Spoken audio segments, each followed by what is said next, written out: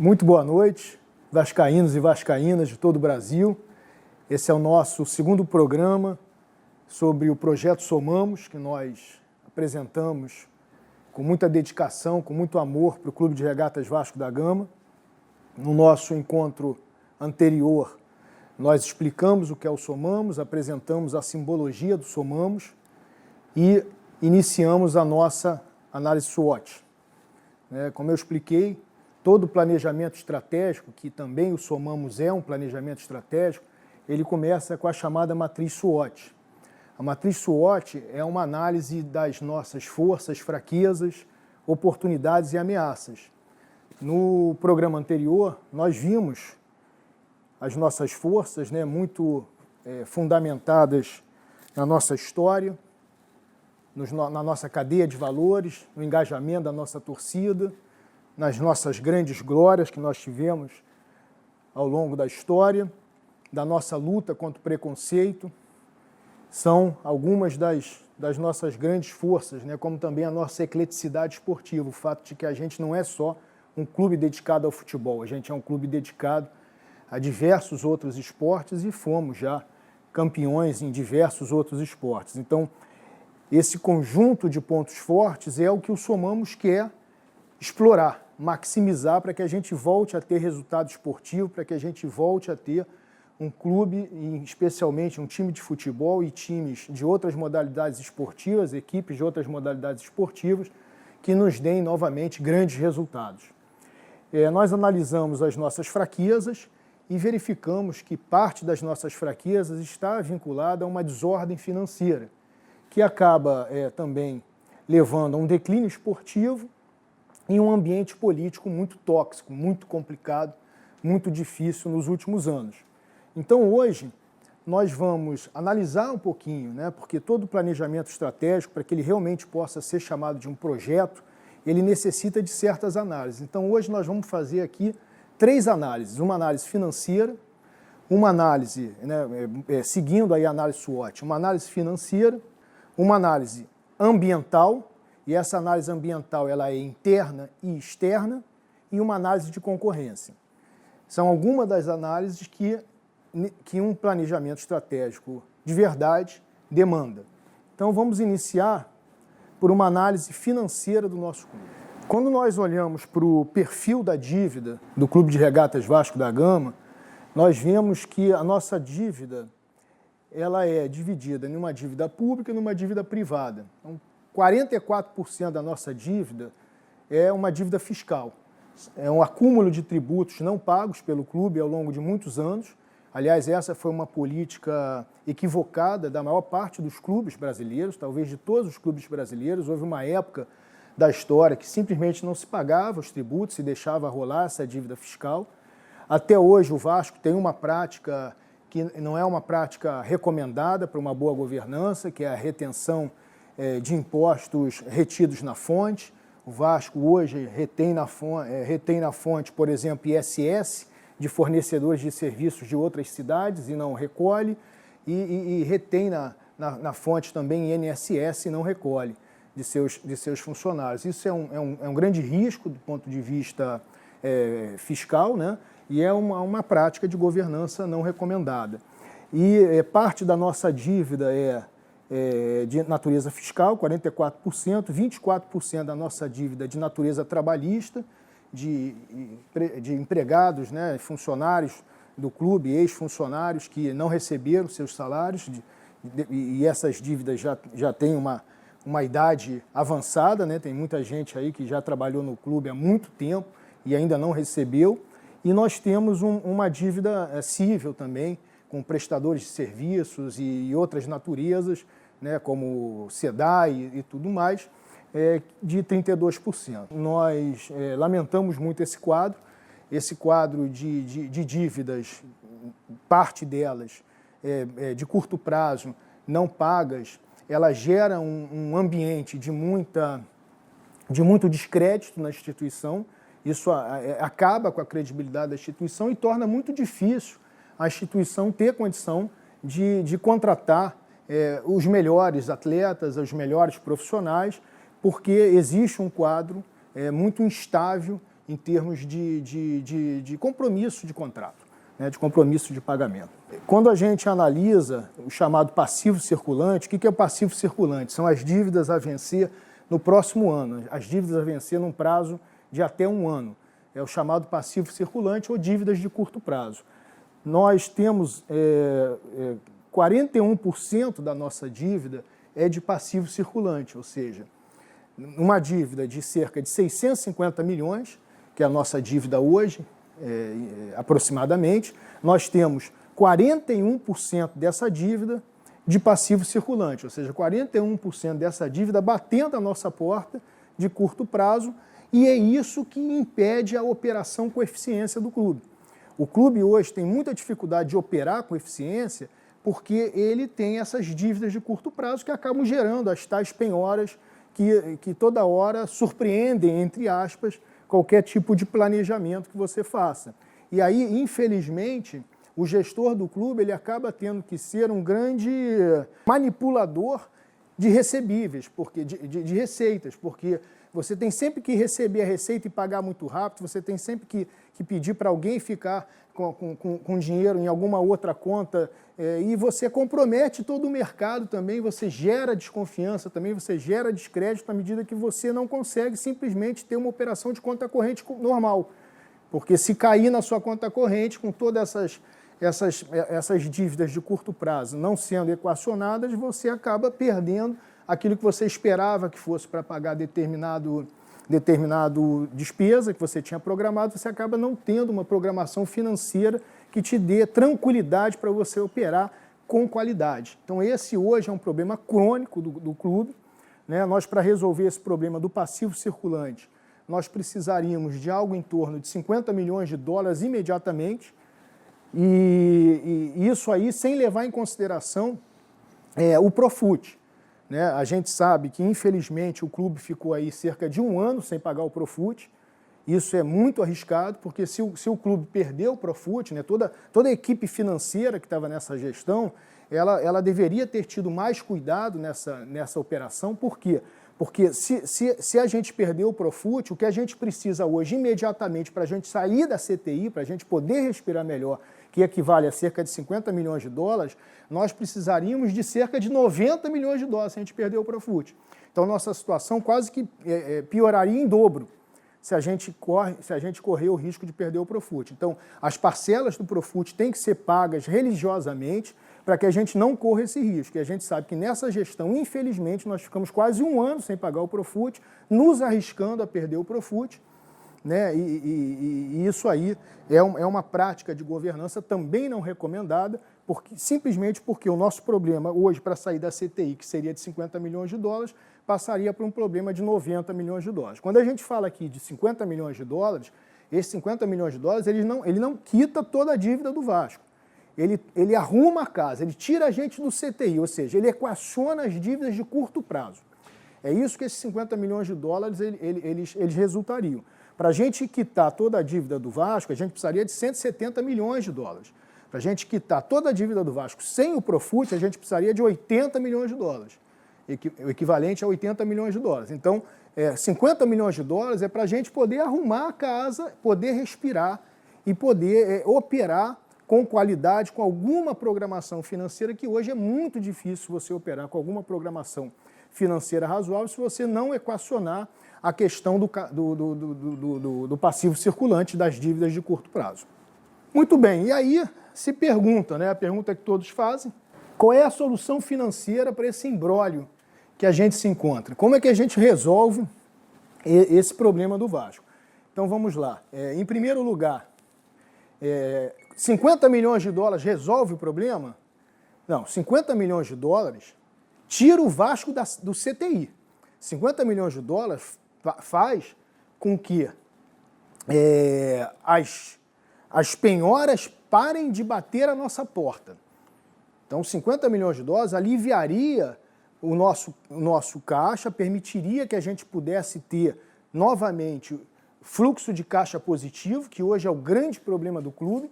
O grande problema do clube não é a existência de dívida, o problema do clube é a falta de fluxo de caixa positivo. Então, 50 milhões de dólares tiraria a gente do CTI, mas levaria a gente para um quarto de hospital ainda. A gente não sairia do hospital, a gente não estaria com alta. Por quê? Porque a gente precisa crescer. Né? O Vasco precisa crescer. Por que o Vasco precisa crescer? Nós vamos ver aqui, já comentamos na apresentação anterior, que hoje, em termos de receita, nós somos o 12º clube do Brasil. Ou seja, existem 11 clubes que arrecadam mais do que o Vasco. E a gente está num ambiente altamente competitivo. Nós temos que lembrar, 50 milhões de dólares resolve o nosso problema para que a gente possa operar. Porém, como a gente está num ambiente de concorrência, a gente precisa também suplantar os nossos concorrentes para que a gente possa voltar a disputar títulos. Não adianta nada a gente resolver os nossos problemas sem olhar para o ambiente externo. A gente precisa olhar também para como os concorrentes estão. E os concorrentes estão crescendo. Então nós temos sempre que buscar o crescimento também, porque nós não estamos sozinhos no aquário. Nós estamos dividindo o espaço no mesmo aquário com os nossos concorrentes. E com isso nós precisamos também de crescimento, porque se ficarmos só pensando em resolver só os nossos problemas sem olhar para os nossos concorrentes, nós não vamos conseguir suplantá-los e ter uma posição estratégica no mercado que nos consiga dar algum tipo de vantagem com relação a eles. Pelo contrário, nós vamos ficar mais ou menos no mesmo lugar ou vamos melhorar apenas um pouco, o que não é suficiente quando nós comparamos com aquilo que nossa torcida deseja, que os nossos sócios desejam, que todos os vascaínos desejam, que é ver um Vasco capaz de disputar títulos novamente. E esse crescimento, ele tem que ser sustentável. Não adianta, por exemplo, eu vejo muita gente, às vezes, muito torcedor, dizer, poxa, quem dera o Vasco tivesse uma Crefisa, né? Alguém que viesse aqui, bancasse alguma coisa, um Paulo Nobre, né? Que a gente tivesse alguém, né, que viesse aqui e enchesse com um caminhão de dinheiro o clube e resolveria o problema. Nós já tivemos isso. Nós já tivemos o nosso Paulo Nobre. Nós já tivemos a nossa Crefisa. Nós já tivemos o Nations Bank. Nós tivemos um caminhão de dinheiro do clube. E resolveu o problema do clube? Claro que nos deu oportunidade de formar times fortes e disputar títulos num dado momento da nossa história. Porém, o crescimento, gente, tem que ser sustentável. Não adianta a gente ter um crescimento que ele dure apenas uma temporada, que ele dure apenas um período da nossa história. Nós temos que criar um clube com um crescimento sustentável. A gente tem que ter um modelo para o Vasco econômico que permita ao Vasco crescer de uma forma recorrente, de uma forma sustentável. É claro que sempre haverá desafios e sempre haverá adaptações a serem feitas a qualquer planejamento estratégico. Inclusive, o Somamos propõe um planejamento estratégico dinâmico. Ele não é estático, parado no tempo, até porque a velocidade da mudança no mundo está cada vez mais rápida. Então, nós temos que ter a capacidade de nos adaptar. Já dizia Darwin que não vence os mais inteligentes nem os mais fortes. São as espécies que têm mais capacidade de se adaptar que superam e prevalecem no planeta. Então, nós precisamos sempre ter essa capacidade de adaptação. Porém, nós temos que criar um clube com um crescimento sustentável. E, além disso, nós temos que lembrar o seguinte, como para sair do CTI, a gente precisa urgente de um aporte de investimento daquela ordem de mais ou menos, pelo menos 50 milhões de dólares, como a gente precisa disso inicialmente, de alguma maneira, a não ser que a gente venda capital, que não é o que o Somamos prestigia, não é o que o Somamos recomenda, a venda de capital, que seria, por exemplo, a gente vender o nosso estádio, ou a gente transformar parte dos nossos ativos, separar o futebol dos nossos ativos sociais, fazer um clube empresa e vender equity desse clube empresa no mercado. Não é isso que o Somamos está recomendando como uma ação inicial, até porque o nosso preço no mercado hoje estaria muito defasado com relação ao que pode valer a nossa marca se esse clube for bem administrado. Então não seria o momento de se buscar vender o futebol do clube, porque o clube ainda está muito desorganizado em termos administrativos e o preço seria muito aquém daquilo que poderia ser ou que poderá ser daqui a alguns anos, para que a gente possa voltar a debater isso num ambiente corporativo mais seguro, mais estável, que vai dar uma valoração melhor para a nossa marca, nós vamos ter uma amortização também. Então, né, porque se o investimento não vai ser por capital, ele vai ser por tomada de financiamento ou empréstimo. E aí nós vamos ter também a amortização da dívida. Então não adianta a gente ter, vejam bem, isso acontece no Vasco há muito tempo, não adianta a gente ter a entrada de um dinheiro, pagar as dívidas e não ter conseguido arrumar a casa de uma maneira que o nosso ativo circulante seja maior do que o nosso passivo circulante, ou seja, que a gente consiga ter fluxo de caixa positivo e superávit.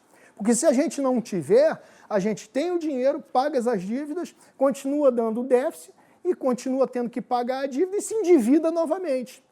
Então nós temos que sair desse círculo vicioso e entrar num círculo virtuoso. E ainda por cima, temos que atender a demanda de todos os vascaínos. Porque tem gente aí que comemora superávit. Nós não temos que comemorar superávit, nós temos que comemorar títulos. Não adianta a gente ter superávit e ter a receita menor do que a do Atlético Paranaense, por exemplo. Não adianta a gente ter superávit e ficar em 10º lugar no Campeonato Brasileiro, 12º lugar, ou disputar para não ser rebaixado, ou em 7º lugar no Campeonato Carioca, como nós ficamos, ou sequer chegar às oitavas de final da Copa do Brasil, como aconteceu esse ano. Então nós temos que ter equipes competitivas. Então vejam o tamanho do desafio que nós temos. Nós temos que tirar o Vasco do CTI, em primeiro lugar, reestruturando a sua dívida e criando fluxo de caixa positivo para o clube. Isso já é um grande desafio. Você conseguir credibilidade no mercado para atração de investimento que faça você sair do CTI. Mas sair do CTI resolve o problema do Vasco? Não. Sair do CTI resolve uma parte do problema. Faz você ter uma sobrevida, faz você respirar. Mas você, além disso, precisa criar condições de ter um crescimento. Esse crescimento também não adianta ser um mecenas, esse crescimento tem que ser um crescimento sustentável, no qual você crie receitas recorrentes no clube que te garantam uma operação financeira mais confortável, e você tem que pagar esse investimento inicial ainda por cima e ainda disputar títulos. Então vejam que o tamanho do nosso desafio, que é muito grande, e por isso que eu peço a todos os vascaínos que têm vontade de se candidatar a presidente do clube, que eles efetivamente estudem o clube, tragam projetos, saiam desse ambiente tóxico de ficar desconstruindo uns aos outros, ou falando que fulano está com ciclano ou com beltrano, porque isso não interessa. O tamanho do nosso desafio, se nós ficarmos perdendo energia e tempo debatendo sobre as pessoas, em vez de buscar soluções para o Vasco, o tempo vai estar passando, os nossos concorrentes estão tentando fazer os seus crescimentos sustentáveis e alguns estão conseguindo com muito mais qualidade do que nós e cada vez a distância vai ser maior e cada vez a gente vai ter mais dificuldade de concorrer.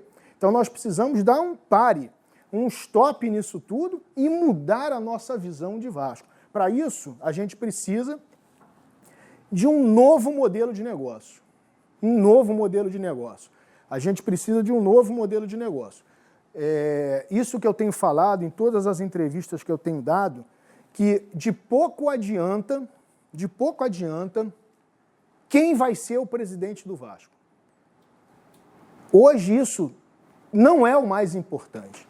O mais importante hoje é que quem quer que seja esse presidente tem que entender de uma vez por todas que o modelo de negócio praticado pelo Vasco está fracassado, não dá certo. Não adianta continuar nesse modelo de negócio.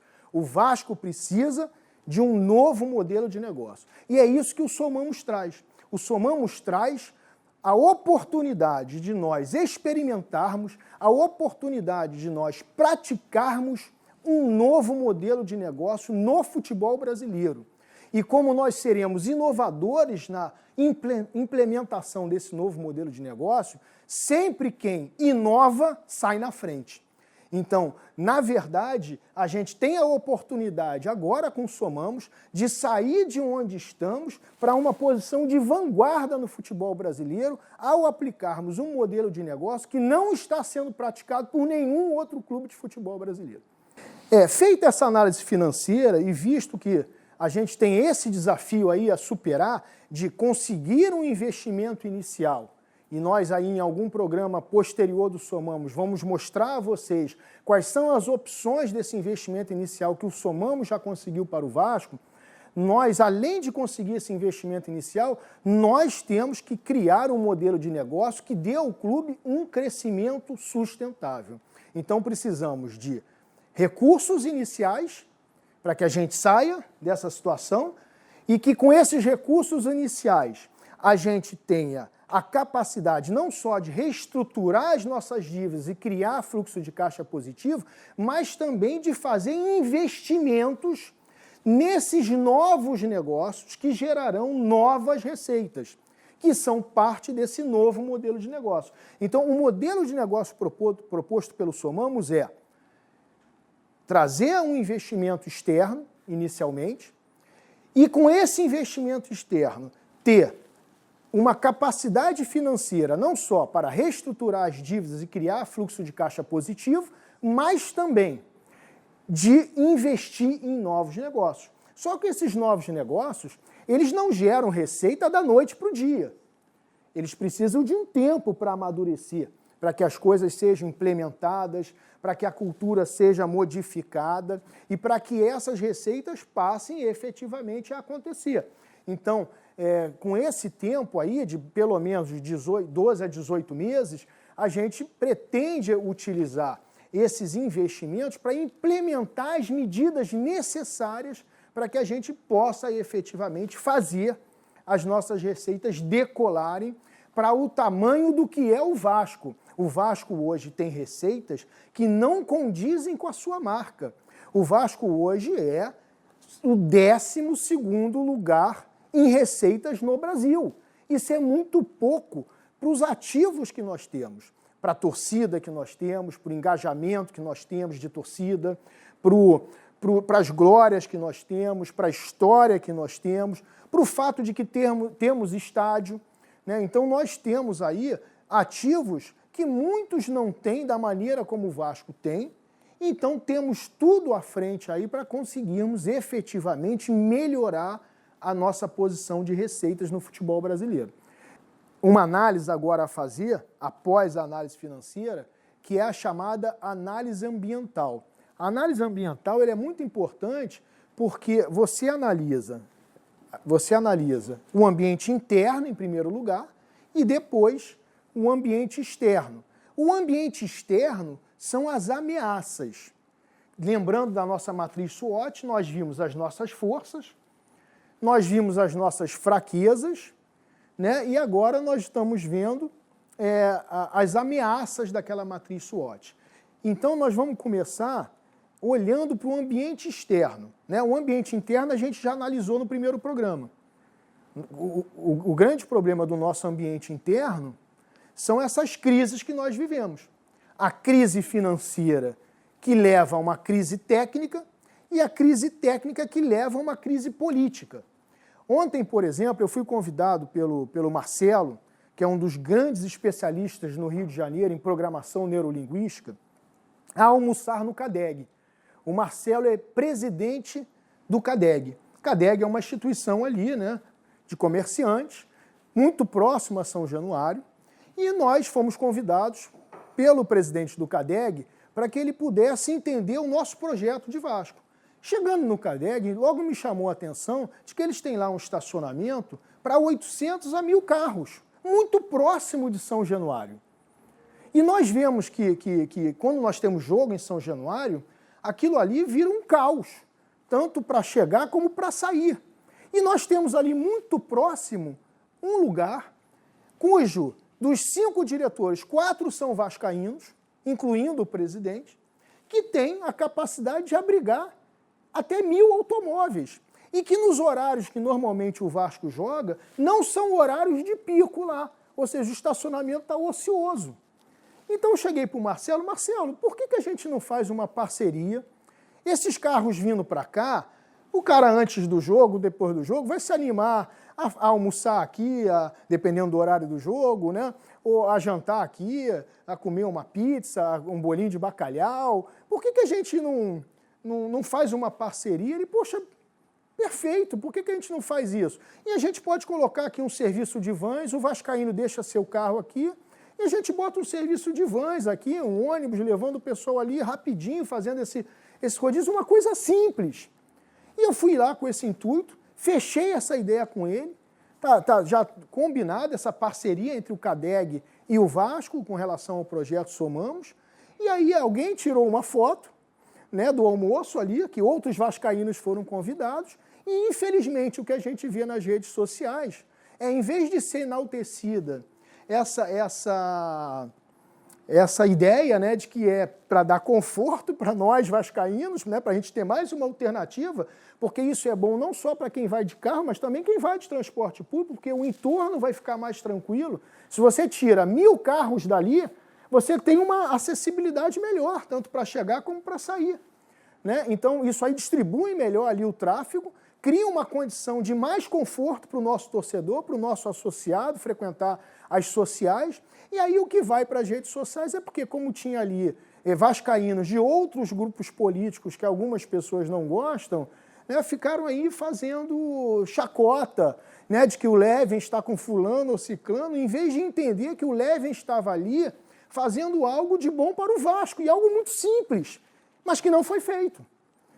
Então, isso é fruto dessa crise política que a gente vive, onde as pessoas estão se autodestruindo. Nós temos, e o Somamos propõe isso, né, a pacificação como um grande valor da nossa plataforma. A gente precisa unir os vascaínos. As pessoas têm que parar de disputar porções de poder e trazerem projetos para o Vasco ser do tamanho que nós sabemos que ele é. E que só não está desse tamanho porque o terreno que as pessoas escolheram estar é esse terreno da desconstrução, de um falar mal do outro, de um inventar história sobre o outro, de um não querer mais olhar no olho do outro, ter a capacidade de sentar junto para ter um almoço juntos entre vascaínos. Então nós estamos abertos realmente a conversar com todos os vascaínos, porque nós não somos do MSP. Vocês conhecem o MSP? Ninguém nunca ouviu falar no MSP? É o Movimento dos Sem Projeto, que é o que nós temos hoje no Vasco há décadas. Um movimento fortíssimo, o MSP, o Movimento dos Sem Projetos. Então a gente tem um projeto para o Vasco. Se a maior parte dos associados do Vasco vai querer ver esse projeto sendo implementado ou não, isso é uma decisão democrática que cabe aos sócios do clube decidir. Mas nós estamos com a nossa consciência limpa, porque, em primeiro lugar, nós não pertencemos ao MSP, e, em segundo lugar, a gente propõe realmente um projeto sustentável, concreto, para colocar o Vasco no lugar onde o Vasco tem que estar, que é no topo, como protagonista do futebol, não é só brasileiro, não, protagonista do futebol sul-americano. Tenho a honra de ter aqui o Mauro, né, que foi o nosso capitão da nossa conquista da Libertadores da América. Nós somos todos os vascaínos, Mauro, muito gratos a você, né, por tudo aquilo que você nos proporcionou, e você estava ali junto com 20 milhões de vascaínos naquele momento que você levantou a Taça Libertadores da América. Uma salva de palmas aqui para o Mauro. Isso aí. Muito bem. Então, quando a gente analisa o nosso ambiente interno, nós vemos que nós temos uma crise financeira que causa uma crise técnica, que agrava a crise política, porque fica todo mundo dizendo que a culpa é do um, é do outro, e do um e do outro. O MSP vem forte para poder ainda dar mais, intensificar mais ainda esse tipo de coisa, e a gente não sai desse imbróglio. Mas agora, com certeza absoluta, que nós temos uma alternativa, porque nós temos um projeto para o Vasco. Quando a gente faz a análise do ambiente externo, né, porque, repito, nós não estamos no aquário sozinhos. Não adianta só a gente olhar para as nossas crises internas. Nós temos também que olhar para onde nós estamos. No aquário, nós estamos com outros. Então existe todo um ambiente externo que também precisa ser analisado quando você propõe um planejamento estratégico da dimensão do Somamos, que tem a intenção, a pretensão, a ambição de mudar definitivamente o Vasco para um outro nível. Então vamos lá. Quais são essas ameaças nessa análise ambiental externa? Em primeiro lugar, as capacidades dos concorrentes. Nós temos que lembrar que não adianta a gente ficar fazendo planilha, nem slide, achando que a gente vai se autorresolver enquanto o nosso concorrente está ali fazendo o trabalho dele. Nós estamos num ambiente competitivo. Então nós temos sempre que estar de olho, não só em nós, mas também nas capacidades dos concorrentes e o que os concorrentes estão fazendo. E o que for bom que o concorrente estiver fazendo, nós temos que fazer também. E o que for ruim, não vamos fazer. Mas nós temos certeza absoluta que com o Somamos, quem vai ser copiado é o Vasco. A falta de credibilidade da instituição no mercado. Infelizmente, a crise financeira, ela acaba fazendo com que você não honre compromissos, não honre contratos, e sempre que você, no mercado, é uma instituição que não honra compromisso, que não honra contrato, que não paga o que promete, você acaba perdendo credibilidade. E a falta de credibilidade diminui cada vez mais o nosso mercado. Porque nós não somos mais, à medida que nós não temos essa credibilidade, a primeira opção dos grandes jogadores. Nós somos, hoje, uma opção de outro nível. Porque a maior parte dos bons jogadores vai preferir estar numa instituição que eles sabem que vai honrar os seus compromissos. Então, a crise financeira acaba tornando a nossa instituição sem muita credibilidade. Outra ameaça externa é a falta de credibilidade do próprio Brasil no mundo.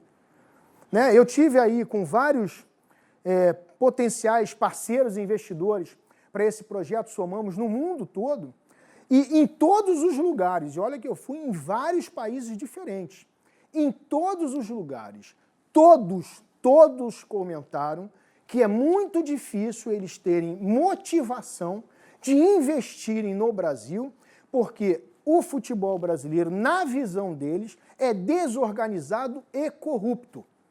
Isso é a visão do mundo acerca de como nós organizamos e tocamos o nosso futebol.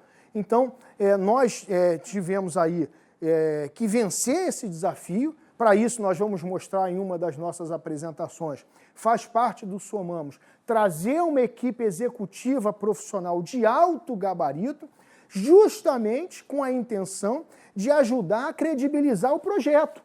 Porque se nós formos lá somente para poder pedir ajuda financeira, nós não vamos conseguir sem a gente mostrar as nossas credenciais, sem a gente mostrar que nós vamos ter um programa de compliance rígido, que nós vamos ter uma equipe profissional competente, remunerada, de altos executivos no clube, que tenham efetivamente reputação no mercado, porque hoje a dificuldade do Vasco de tomar dinheiro também é endógena, também é interna. Por quê? Nós temos uma instituição hoje cujas contas da diretoria administrativa não foi aprovada pelo Conselho Deliberativo. As contas de 2018 foram reprovadas. As contas de 2019 têm um parecer negativo do Conselho Fiscal. Então, como que essa instituição vai levantar crédito no mercado se internamente mesmo suas contas, pelos próprios pares do clube, estão entendendo que as contas merecem ser reprovadas? Então, nós precisamos efetivamente de um outro tipo de organização financeira no clube para que a gente possa ter essa credibilização. E uma parte do Somamos é justamente trazer uma equipe executiva de alto gabarito, já apresentei alguns aí na primeira entrevista no canal, mas nós vamos voltar a falar com eles, e eles vão falar conosco aqui também no programa, para que a gente possa conhecer um pouco melhor a vida profissional desses grandes executivos, que são hoje CEOs de grandes empresas do Brasil e do mundo, e tenho certeza absoluta que isso vai nos dar essa credibilização. Um outro aspecto de ameaça que nós temos é o próprio declínio técnico e tático do futebol brasileiro. Quem diria que um dia a seleção brasileira perderia em casa de 7-1 da Alemanha? Isso tem um efeito. Claro que tem um efeito. Se não me falha a memória, acho que o Brasil não tinha perdido nem por 3 gols de diferença em história nenhuma da Copa do Mundo. Né? E, de repente, em casa, a gente tem um resultado daquele. Né? Hoje, o nosso futebol, você vê que às vezes vem um jogador já com uma idade mais avançada para o nosso futebol e ele sobra tecnicamente, muitas vezes, porque realmente, infelizmente, nós estamos com um declínio técnico e um declínio tático também. Você vê que às vezes nós temos treinadores estrangeiros que vêm aqui e conseguem um sucesso em termos de organização tática melhor do que os nossos treinadores. Claro, nós temos grandes treinadores, temos que respeitá-los, né, e bater pau, mas existe aí uma grande indagação sobre a possibilidade do nosso futebol ter entrado em declínio e precisa se recuperar também, porque isso também é um fator externo que influencia na construção de um planejamento quando você está requerendo investimento para o futebol brasileiro, né, ou para um clube no futebol brasileiro. A economia do país com o impacto da Covid, é claro, né, que isso aí afeta não só a nós, como a todos. No nosso caso em particular, para o que a gente tem em termos de estratégia que o Somamos propõe para resolver o problema financeiro do Vasco, em certo aspecto, até criou uma oportunidade, como a gente vai explicar em um dos programas à frente, mas ainda é uma incógnita os efeitos do Covid, não só do ponto de vista econômico, mas também do ponto de vista de como vai ser a indústria do entretenimento nesse novo normal. Né? Estamos vendo aí um debate se o público vai voltar, não vai voltar, se vai voltar com um terço, como é que vai ser isso na prática. Então nós ainda estamos num processo de entendimento desse novo normal, né? Oxalá tenhamos aí vacinas para que nós todos possamos voltar a conviver como nós nos acostumamos a conviver em breve, mas isso também é um aspecto que precisa ser considerado em qualquer análise ambiental externa, em um planejamento estratégico para qualquer instituição no mundo hoje. Nós ainda temos uma legislação muito instável, né? Ainda temos um poder judiciário que não dá tanta segurança jurídica, né? E isso aí atrapalha quando você quer fazer qualquer tipo de investimento no país de qualquer ordem, não só no futebol, mas de qualquer ordem. Temos aí uma medida provisória que mexeu com os direitos de transmissão, temos aí uma possibilidade de entrar uma nova legislação sobre clube-empresa, tudo isso aí muda um pouco, né, o cenário, né? Talvez alguns entendam que para melhor, outros entendem que para pior, mas isso é um debate que a gente vai aprofundar em uma outra apresentação, mas aqui estão alguns elementos que são ameaças numa análise ambiental externa desse planejamento estratégico do Somamos. Muito bem, feita essa análise de ambiental, o primeiro item dessa análise ambiental externa, recapitulando, nós fizemos a análise, estamos fazendo a análise SWOT. Em primeiro lugar, fizemos uma análise financeira. Em segundo lugar, uma análise ambiental interna, que vimos que os nossos problemas são as crises que nós temos. E agora estamos, só para a gente se situar, numa análise ambiental externa. Nessa análise ambiental externa, o primeiro item que nós vimos lá era a capacidade dos concorrentes. Então, dentro dessa análise ambiental, é importante a gente fazer uma análise de concorrência. Lembrando que nós não estamos sozinhos e que isso é extremamente essencial para a gente entender o que a gente pode e deve fazer para que a gente possa suplantar os nossos adversários e voltar a ser o grande campeão que nós sempre fomos. Então vamos fazer uma análise de concorrência. Essas são as nossas posições nos campeonatos brasileiros desde 2001. Então nós vemos aí que em 2001 nós fomos 11º, 2002 15º, 2003 17º e assim sucessivamente. Tivemos alguns espasmos aí, né, alguns anos onde as coisas não foram tão ruins assim. Tivemos um vice-campeonato em 2011, tivemos um 5º lugar em 2012, um 6º lugar em 2006, um 7º lugar em 2007 e o restante é de 10º para baixo.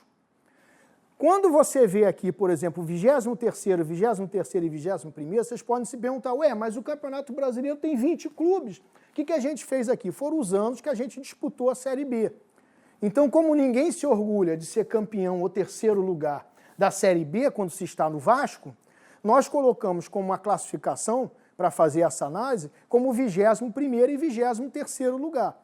Quando você pega a média das posições desde 2001, nós estamos na média, ou seja, se você pegar ali o 11, somar com 15, com 17, 16, blá, blá, blá, até aqui e dividir pelo número de anos, ou seja, pegar a média aritmética, a nossa posição média nos últimos 19 anos é 12º lugar. Essa é a posição média do Clube de Regatas Vasco da Gama no Campeonato Brasileiro.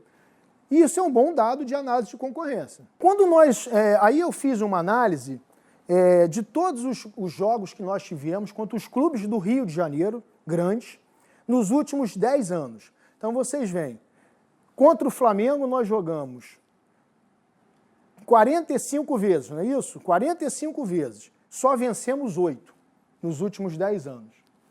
Contra o Fluminense, nem Deus explica, porque esse a gente está sempre vencendo. Então esse aí, em 36 partidas, nós vencemos a metade. 18 vitórias e 10 empates. O Fluminense só nos venceu 8 vezes nos últimos 10 anos. Então, contra o Fluminense, ele desafia toda a lógica. Eles são tão fregueses que desafia toda a lógica. Quando nós vemos, quando nós observamos o confronto com o Botafogo, extremamente equilibrado. Né? 15 vitórias para o Vasco, 15 vitórias para o Botafogo e 10 empates nos últimos 10 anos. Ou seja, no Rio de Janeiro, nós só superamos o Fluminense. Porque a nossa estatística contra o Fluminense nos últimos anos é incrivelmente favorável. Vamos analisar agora a nossa estatística contra os clubes de São Paulo. Todos os clubes de São Paulo nos superam. Todos nos últimos 10 anos. Quando a gente olha para os nossos confrontos com o Corinthians, por exemplo, Deus nos acude. 18 partidas nos últimos 10 anos, vencemos somente uma. Perdemos 10 vezes para o Corinthians, empatamos 7. Contra o São Paulo, vencemos 5, perdemos 8. Contra o Palmeiras, vencemos 4, perdemos 6. Contra o Santos, vencemos 6, perdemos 9. Ou seja, recapitulando, no Rio, só vencemos o Fluminense. Em São Paulo, não vencemos ninguém. No Rio, só vencemos o Fluminense. Em São Paulo, não vencemos ninguém. Se estivéssemos no Rio, São Paulo, entre os grandes, nós seríamos sempre o penúltimo colocado. Vamos olhar com relação aos clubes de outros estados. E aí nós temos umas surpresas também. O Grêmio nos supera. Em 17 partidas só vencemos o Grêmio 4 vezes nos últimos 10 anos. O Internacional vence mais do que nós. É equilibrado, mas venceu mais do que nós. O Cruzeiro, nós só vencemos 5 partidas em 18 nos últimos 10 anos. O Cruzeiro venceu 8. O Atlético Mineiro nós igualamos. 6 vitórias para cada. Ufa! Pelo menos alguém nós igualamos. Quando olhamos para o nosso confronto com o Bahia, nada contra o Bahia, nós igualamos. Nós jogamos 16 partidas contra o Bahia, vencemos 6, perdemos 6 e empatamos 4. Quando olhamos para o nosso confronto com o Atlético Paranaense vence mais do que nós. Venceu 6 e nós 4. Quando olhamos para os nossos confrontos com o Goiás, nós vencemos mais o Goiás. 5, mas perdemos 4. Equilibrado. Quando a gente olha para o Ceará, esse aí é nosso freguês, coitado. Em 13 partidas, vencemos 8. Ou seja, tirando o Rio e São Paulo, nós equilibramos com o Atlético Mineiro, não é isso? Equilibramos com o Bahia e ganhamos do Goiás e do Ceará. Ou seja, análise total, bota aí por favor. Análise total, próximo. Análise total dos nossos confrontos. Nós superamos o Fluminense no Rio. Em São Paulo não superamos ninguém. Igualamos com o Atlético Mineiro e Bahia. E passamos Goiás e Ceará. Ou seja, só vencemos, a princípio, mais nos últimos 10 anos, Goiás, Ceará e Fluminense. Esse é o Vasco. Esse é o Vasco dos últimos 10 anos. É esse Vasco que nós queremos? É esse Vasco que nós acreditamos? E vejam, nesses últimos 10 anos, tivemos 3 diferentes presidentes. 3 diferentes presidentes, com diferentes grupos, um dizendo que a culpa é do outro, e os 3 lá estiveram, e os resultados são esses. Em 10 anos, nós não superamos quase ninguém. E explica, vejam como tem a ver, explica que nós sejamos o 12º lugar na posição média do Campeonato Brasileiro. Se você pegar os 4 de São Paulo, né, aqui, acho que aqui temos quantos clubes? Ó? 1, 2, 3, 4, 5, 6, 7, 8, 9, 10, 11, 12, 13, temos 15 clubes aqui. Se superamos 3, onde estamos? Ah, vai ter um ano que vai estar um pouco melhor, encaixou o time. Ok, pode acontecer. Não estou dizendo que não possa acontecer. Nós já tivemos clubes médios no Brasil que foram campeões da Copa do Brasil, campeões brasileiros, campeões estaduais. Isso pode acontecer. Mas quando você faz uma análise estatística, essa não é a regra. E a estatística, gente, a matemática, não tem como ser superada. É claro que quando você está falando de futebol, você está falando de um jogo. E jogo tem fator sorte, tem fator azar, tem fator psicológico, ou seja, tem uma série de variáveis que podem, de uma maneira ou de outra, intervir num determinado momento para dar um resultado diferente. Mas quando você projeta isso, que é quando eu estou falando de crescimento sustentável, também não adianta a gente ter um resultado maravilhoso num ano e no outro ano pagar a conta. Né? Não adianta ser campeão num ano e no outro cair. Então a gente precisa ter um crescimento sustentável. Para ter um crescimento sustentável, esse tipo de análise de concorrência é extremamente interessante para a gente poder se situar, se entender se entender a nossa situação real, como nós estamos. E aí, não é por coincidência também, qual é a nossa posição de receita no futebol brasileiro entre os clubes brasileiros? 12º. Vejam, gente, não tem absolutamente nenhum segredo. É isso aí. Nós somos o 12º lugar médio no Campeonato Brasileiro. Quando a gente analisa os confrontos diretos, nós só superamos 3 de 15 clubes e nós somos o 12º em arrecadação. Vejam como os números batem impressionantemente. Impressionantemente. E se vocês querem ver uma coisa mais interessante ainda, esquece o Fluminense, que eu já falei, o Mário Bittencourt, que é meu amigo, que me perdoe, né? Mas a freguesia do Fluminense, ela desafia qualquer lógica, qualquer análise. Porém, todos os clubes que têm uma arrecadação maior do que nós não superamos no confronto direto nos últimos 10 anos. Podem ver, todos esses aqui, ó, nós não superamos nenhum deles. Nós não vencemos mais do que perdemos nos últimos 10 anos de nenhum desses. E aí você pode falar, poxa, mas a gente tem que ter uma política de austeridade, diminuir a despesa, diminuir os custos e tudo mais. Vamos ver a tabela de custo. Nós somos o 13º que gasta mais. Ou seja, 12 outros gastam mais do que nós. E por coincidência, mais uma vez, tirando o Fluminense, todos que gastam mais do que nós, ou seja, que investem mais do que nós, também vencem mais o Vasco nos últimos 10 anos do que nós vencemos eles. Então vejam, nós somos o 12º lugar, 12º em receita, 13º em despesa. O que nós precisamos fazer urgentemente para ter um crescimento sustentável? Ter uma receita maior. Nós precisamos ter capacidade de reinventar o Vasco através de um novo modelo de negócio que dará ao Vasco um crescimento sustentável para que a gente possa efetivamente voltar a disputar títulos.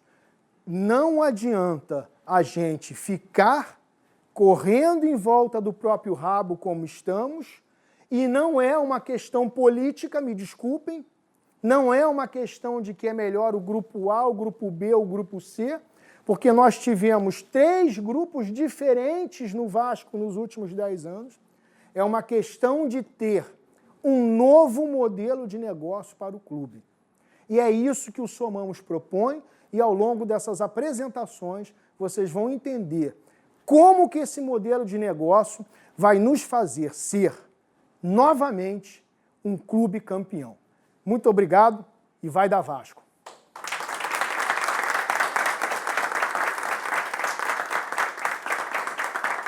E acompanhei essa apresentação do Levin, do Somamos, e o que me impressionou assim foi na forma com que vai equacionar as dívidas do Vasco. A dívida trabalhista, a gente sabe que ela existe, ela é grande, e a forma com que ele propõe tirar o Vasco do CTI, ela é muito boa. Então, acho que impressionou e vai dar Vasco. Sou natural de Manaus, sou uma torcedora off-Rio, que atualmente está residindo aqui no Rio de Janeiro. Acho que como todos os torcedores off-Rios, a gente quer mudança no Vasco, a gente quer melhoria, a gente quer crescimento. E não apenas um quadro político, né, que procure organizar a casa, mas veja tanto essas ameaças externas como internas num cenário de modificação. Tudo que foi apresentado hoje aqui junto com o Levin foi um conteúdo muito grandioso, onde a gente pode perceber o quanto nós estamos aquém do esperado e queremos um Vasco além, né? Como sempre foi nos últimos anos, se tratando da Libertadores, se tratando da Mercosul, né? Queremos um quadro de reestruturação para o clube de uma maneira geral. E vamos torcer para que tudo dê certo e vai dar Vasco. Sou fisioterapeuta já há 10 anos. E sou profissional de saúde que atualmente, nos 10 anos de profissão, trabalho com o projeto social voltado para a pessoa com deficiência. E eu vejo que no projeto Somamos, no programa Somamos, junto com o Levin, ele tem essa pegada da inclusão que é fundamental para nós que trabalhamos não só no paradesporto, mas também na vida social das pessoas com deficiência. A importância desse programa Somamos para as pessoas é a forma como as pessoas se socializam, né? A gente vê que é extremamente importante para nós, como torcedores, essa integração, tanto de pessoas com deficiência como os próprios torcedores, que são cada vez mais convictos da vitória como Vasco. Então, eu acredito no projeto Somamos justamente por isso. Então, acreditamos que vai dar Vasco, com certeza, com o Levin com a gente. Então, eu fiquei impressionado, eu estava ansioso para ver como é que o Levin ia terminar a análise SWOT, né? Ver como ele enxergava as ameaças do mercado em relação ao nosso clube. E realmente é loucura a gente querer resultados diferentes fazendo a mesma coisa sempre. Então, é bacana a proposta de um novo modelo de negócio. Eu acho que o Levin está muito certo, vamos ter muito sucesso com isso. E com certeza, depois das eleições, vai dar Vasco. O Levin vai ser nosso presidente. O que nos chama a atenção no projeto do Levin foi justamente identificar as ameaças, né? Que a gente tem essas ameaças internas, que é gerado pela crise financeira, a crise política, a crise no futebol, né? Mas o que a gente observa é a questão da ameaça dos nossos principais concorrentes, né? Que são os outros clubes que estão avançando ali no modelo de negócios e a gente continua aí estagnado durante 10 anos aí no mesmo modelo de negócio que a gente observou que não deu certo. Então, a gente precisa, como eleitor do Vasco, votar nessa proposta dele de um modelo novo de negócio, onde vai trazer mais recursos, vai trazer mais economia, que a gente possa estar numa situação melhor na tabela. E a gente precisa observar também que só 3 clubes no Brasil têm esse projeto de compliance, ou seja, esse projeto de gestão. Não tem como a gente ficar mais amargando aí 10 anos no meio de tabela e sendo aí eliminados por times que têm menos investimento, têm menos história do que a gente. Então precisa dar Vasco, vai dar Levin. Foi uma honra esse convite de aqui estarmos nessa apresentação do projeto Somamos do Levin, candidato à presidência do Vasco, e ficamos satisfeitos de ver os detalhes, observações muito importantes dentro desse projeto, dessa análise SWOT, que ele nos mostrou a realidade financeira do Vasco e, principalmente, como poderemos sair dela através de um reforço de capital. Mas o que nos deixou também muito preocupados é a situação esportiva que estamos vivendo, não só a situação financeira, como a esportiva nesses últimos anos, onde nós praticamente só ganhamos do Ceará e do Goiás. Empatamos com o Atlético Mineiro e ganhamos do Fluminense no Rio. O resto nós não ganhamos de ninguém, somos 12º colocados. Isso nos entristece muito a todos os vascaínos que realmente amam essa instituição, mas também nos dá uma alegria de ver um projeto de solução para a nossa instituição, nosso querido Clube de Regatas Vasco da Gama. Então, nossa alegria de aqui estarmos participando, de presenciar essa apresentação desse projeto Somamos e ver que o Vasco tem solução para que os vascaínos possam, daqui para frente, se alegrarem novamente nessa pujança dessa torcida maravilhosa que nós temos, que nos auxilia sempre, sempre presente em todos os projetos, em todas as necessidades do Vasco. Parabéns ao Levin pela apresentação do projeto e toda a sua equipe. Eu sou sócia estatutária desde o ano passado e eu me associei mais para poder fazer com que assim, o meu voto faça valer a pena, e o projeto do Levin me deu muita esperança de ter o Vasco grande novamente. Um clube que do tamanho do Vasco não pode ser 12º em nada, a gente tem que estar sempre no topo. Nós somos o Vasco da Gama e vai da Vasco. Então, muito contente de ter participado aqui desse encontro que o Levin apresentou e está dando sequência nesse projeto do Somamos. E é claro que eu já tinha acompanhado a primeira apresentação também, então já sabia mais ou menos aquilo que tinha sido conversado e acompanho a campanha desde o início, né? Quando também me tornei sócio do Vasco. Acho muito importante essa demonstração de conhecer tudo que o Vasco tem de problemas, tudo que precisa ser feito. E eu acho que ele foi muito feliz na apresentação dele em relação àquilo que o Vasco tem de dívida, aquilo que o Vasco precisa melhorar, aquilo que o Vasco tem que fazer para conseguir recursos e continuar sendo um clube competitivo. Eu acho que isso ele foi muito feliz, porque não é só questão de você pagar a dívida, é questão de você continuar sendo competitivo dentro de um campeonato que é tão difícil. Então, isso dá assim a dimensão daquilo que ele quer fazer no Vasco, e ele principalmente reconhece a força que tem a torcida do Vasco, e por isso mesmo o Vasco não pode se contentar em só pagar a dívida, mas sim também ser um time competitivo, um time que possa dar à torcida do Vasco aquilo que ela merece, né, por tudo que tem feito nesse período, né, tão difícil, ajudando em várias ações que o clube fez, né, principalmente essa ação do CT, onde o Vasco está construindo o CT, muito em função daquilo que a torcida está fazendo. Então, para mim não foi nenhuma novidade, foi só a confirmação de que o melhor candidato para o Vasco, sem dúvida nenhuma, é o Levin, não só por ele, mas sim por aquilo que ele apresenta como um projeto para o futuro do Vasco. Eu queria dizer que eu me sinto honrada de estar representando o público feminino aqui e que, para mim, não há dúvidas de que o Levin é o melhor candidato para o Vasco. Vai dar Vasco! Somamos!